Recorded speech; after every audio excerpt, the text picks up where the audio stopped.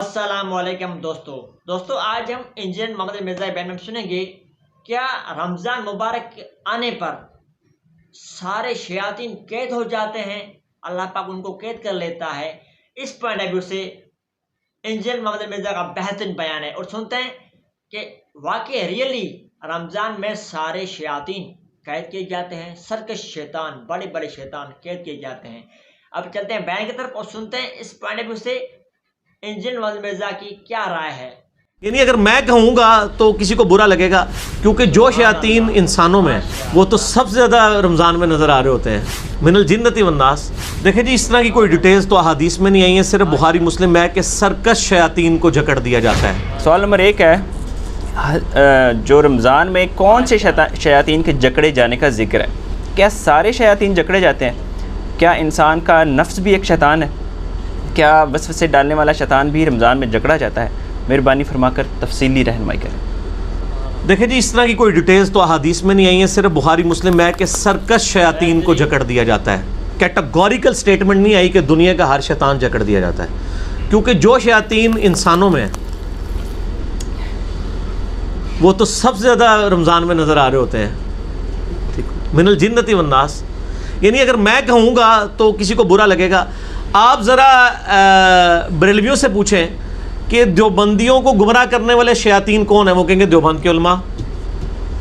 دیوبند سے پوچھیں وہ کہیں گے بریلویوں کے علماء۔ اہل حدیث سے پوچھیں وہ کہیں گے ان کے علماء، وہ کہیں گے اہل حدیث کے علماء۔ شیعہ کہیں گے ان کے علماء، وہ کہیں گے شیعہ کے علماء۔ تو یہ جو شیاطین جن کے اوپر کنسنسس ہے سارے مکاتب فکر کا، وہ تو رمضان میں نظر آ رہے ہوتے ہیں، اور ایسے نظر آتے ہیں کہ جناب ویسے تو آپ ان کے قابو نہیں آتے، جمعے کی بھی دوسری اذان میں پہنچ رہے ہوتے ہیں، وہ کہتے ہیں ہن آئے ہو نا قابو، تو وہ آپ کو اتنے درس دیتے ہیں کہ آپ تنگ آ جائیں، اور خدا نہ خواستہ آپ اعتکاف بیٹھ جائیں، فجر کے بعد درس، ظہر کے بعد درس، عصر کے بعد درس، مغرب کے بعد درس، وہ صرف آپ کو بتایا جا رہا ہوتا ہے، اپنا عمل کرنا خود یہ تو ذرا مشکل کام۔ تو یہ شیاطین تو آزاد ہے نا جی، من الجنت والناس، جنوں میں سے بھی اور انسانوں میں سے بھی۔ باقی سرکش شیاطین جکڑے جاتے ہیں، چھوٹے موٹے شیاطین تو پھرتے رہتے ہیں۔ انسان کے ساتھ بھی ایک شیطان ہے، صحیح بخاری و مسلم میں حدیث ہے کہ ہر انسان کے ساتھ ایک جن جو ہے وہ اٹیچ کر دیا ہوا اللہ تعالیٰ نے۔ ایک صحابی نے جرأت کر کے پوچھا، یا رسول اللہ صلی اللہ علیہ وسلم آپ کے ساتھ بھی؟ فرمایا ہاں، لیکن اللہ نے مجھے اس پر طاقت دی، میں نے اس کو مسلمان کر لیا، وہ اب مجھے وہ بھی صرف سچائی کی ترغیب دلاتا ہے۔ نبی علیہ السلام کے ساتھ جو جن ہے وہ مسلمان ہے، یہ دعویٰ کوئی اور شخص کر ہی نہیں سکتا، نہ حضرت ابوبکر، عمر، عثمان و علی، نہ آپ کے بزرگ بابے، نہ میرے امام۔ میرے تو بابے نہیں ہیں، میرے تو امام ہیں۔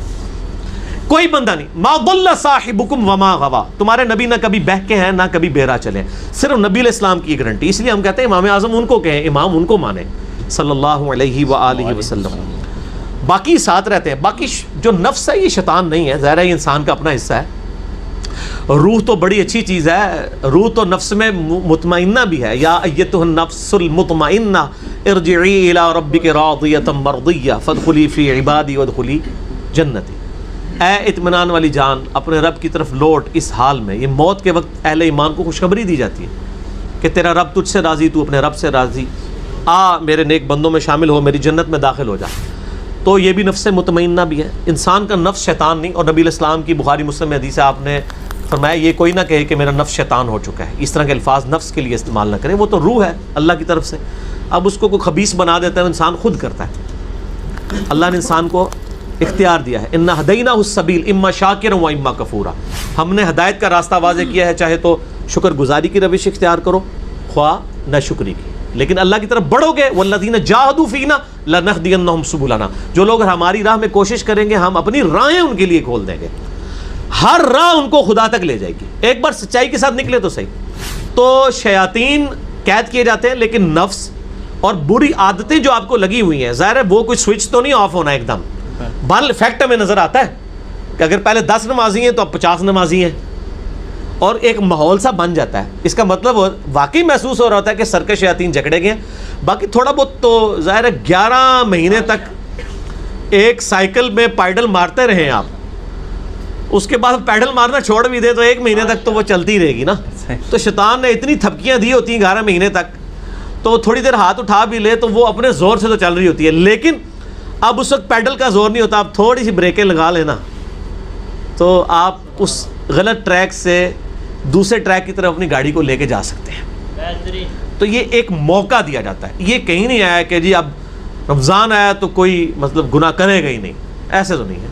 رمضان میں بھی, رمضان کی راتوں میں بھی لوگ کتنی کتنی برائیاں کر رہے ہوتے ہیں, ٹھیک ہے نا. ماجگاہ بنی ہوتی ہیں برائیوں کی ایسی, مطلب عید رات آپ دیکھ لیں, بخشش کی رات ہے, اس رات کیا کچھ نہیں ہو رہا ہوتا. تو یہ کہیں نہیں آیا کہ سارے شیاطین کر دیے جائیں گے. ٹھیک ہو گیا. صحیح ہے بھائی.